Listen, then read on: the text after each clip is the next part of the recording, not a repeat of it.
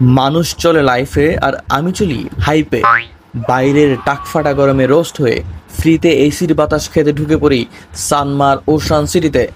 চারপাশে দামি জিনিসপত্র আর এত এত বড় লোকস দেখে বেশ অবাকই হই, কিন্তু বুঝে উঠতে পারি না এরপরও কেন আমাদেরকে গরিব দেশ বলা হয়। সিঁড়ি দিয়ে উপরে ওঠার সময় মনে হয় এভাবেই তরতর করে ধীরে ধীরে আমি এগিয়ে যাচ্ছি আমার অবনতির দিকে।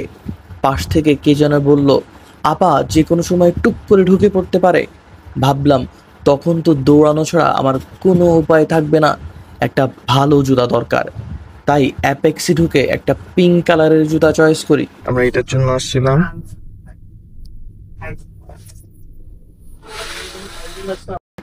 এই জুতা মানুষের পায়ে কম, আমার টাইম লাইনে বেশি ঘোরাঘুরি করছি ইদানিং।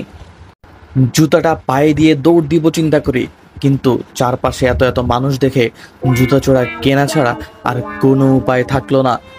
৩৪০০ টাকা কোরবানি করার পর নিজের পকেটের দিকে তাকিয়ে মনে হলো বাংলাদেশ শুধু গরিবের দেশ না, হতদরিদ্রেরও দেশ।